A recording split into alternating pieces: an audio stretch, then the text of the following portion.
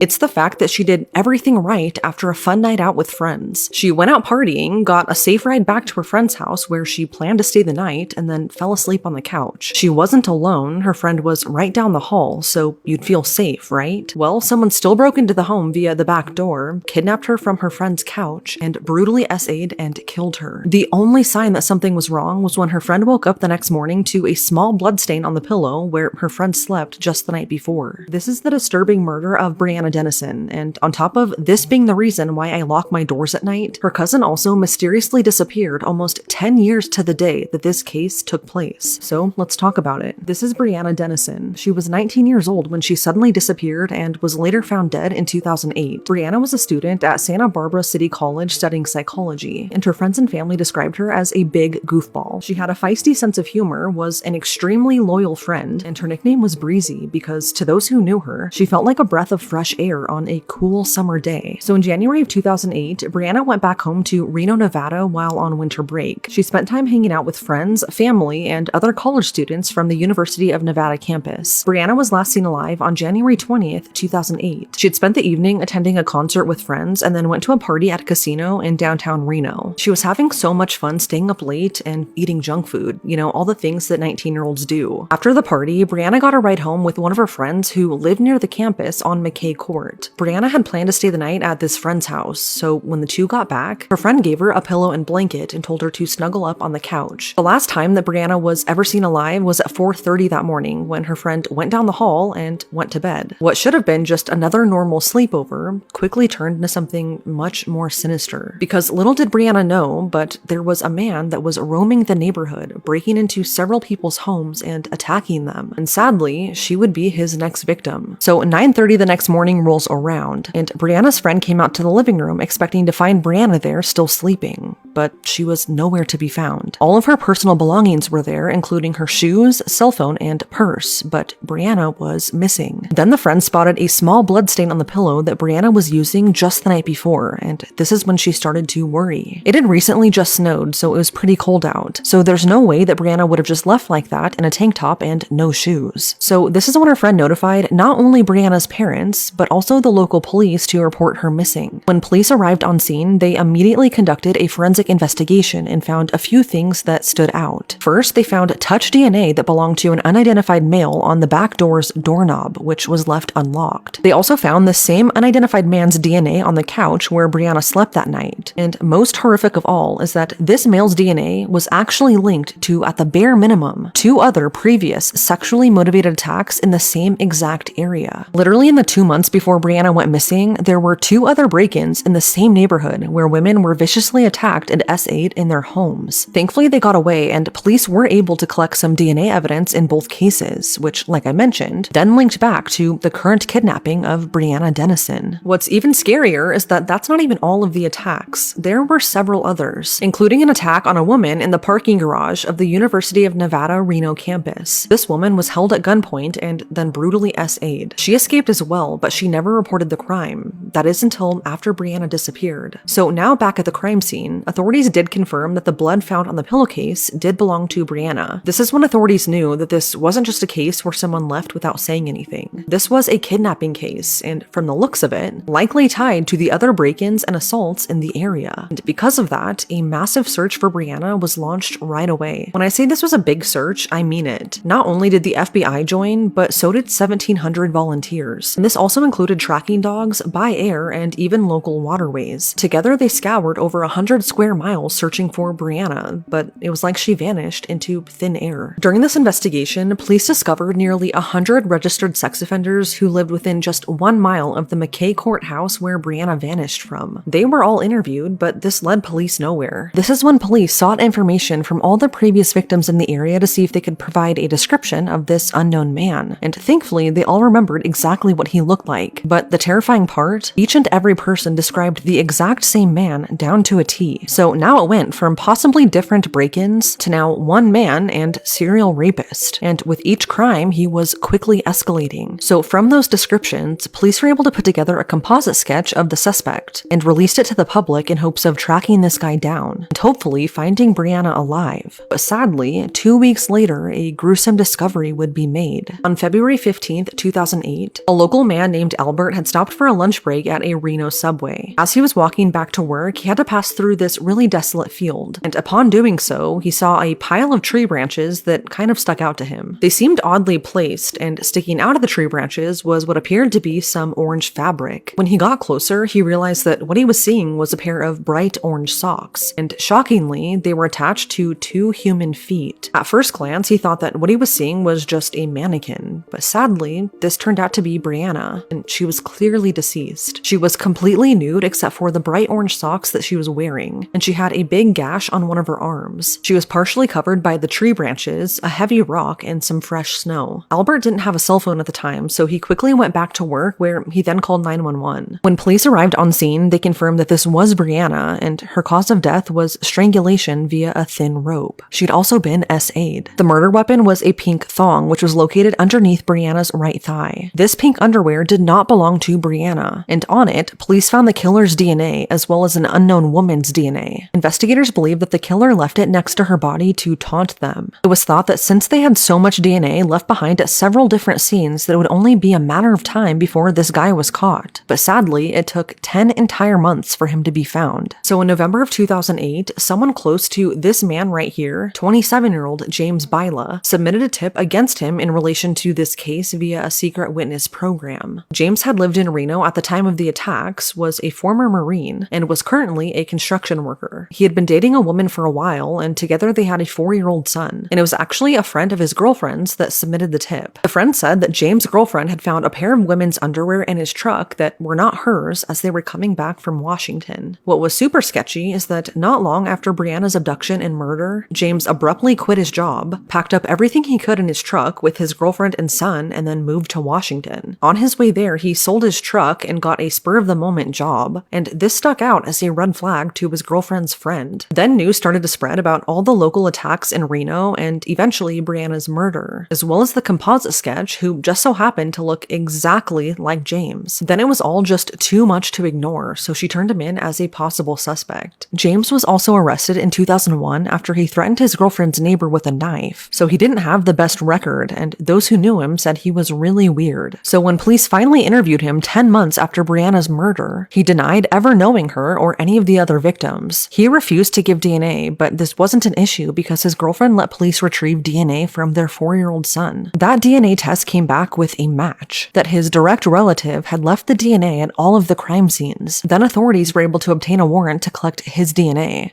And as I'm sure we can all guess, it came back as a match. James Byla was responsible for the assault, kidnapping, and murder of Brianna, as well as the many other assaults in the area. And the icing on the cake was when police tracked down his truck that he sold. The interior seats were gray fabric, and guess what was left behind on several of the victims? Gray fibers that matched his truck. So because of this, James was quickly arrested on charges of kidnapping, SA, and murder. And investigators made it clear that they were going for the harshest penalty possible, which was the death penalty. At the trial, his attorneys tried to get the death penalty thrown out, stating that he suffered an abusive childhood with an alcoholic father, and that before his crimes, he was a productive member of society. But thankfully, none of the jury members were having this, and he was ultimately sentenced to death. On top of this, the judge also sentenced him to an additional 4 life sentences for the other attacks that he committed. This case really affected the community and left a huge impact. I mean, all of the investigators who were assigned to this case were devastated. They referred to Brianna as everyone's daughter, so for this to be the outcome was just horrific. And after her body was found, the sales of handguns, tasers, and pepper spray increased dramatically at the University of Nevada, Reno. Like, this really scared everyone. And it's terrifying because James was a construction worker and he was really familiar with the university's campus because he had done several projects there. This let him easily target so many women. And it just makes me wonder if there are other people out there doing what he did, going undetected. It's likely that James had a lot more victims than what we are aware of. In 2013, Brianna's law was signed into effect. This law mandates a DNA cheek swab whenever a person is booked for a felony arrest, and if the judge finds probable cause, that testing is entered into a national database. Brianna's mom really fought to have this law passed because it could have saved her daughter's life. Had James been forced to have his cheek swabbed in that early 2001 arrest, his DNA would have already been in the system. This means that he would have been caught right away when he committed those first assaults in the months before Brianna was abducted abducted and killed. It could have saved her life. But as of today, Brianna's Law has already solved so many cold cases, including 9 murder cases, which is incredible. Her story has really sparked a lot of good change. It's just sad that it came at the cost of her life. In a strange turn of events, almost 10 years to the day that Brianna was killed, her cousin, Caitlin Dennison, would also go missing. She disappeared on January 10th, 2018, after traveling out of state with an unidentified man. The last time that she was ever heard from was when she called her family and told them that she was afraid for her life, and then she just vanished. She's not been seen or heard from since. If you guys want to know more about her case, just let me know in the comments and I can do a separate video about that. I really want the focus here to be about Brianna and her memory, but it's now been 17 years, and it's stories like Brianna's that will continue to stick around and act as a reminder to always lock your doors. You never know who is outside, watching and waiting to strike.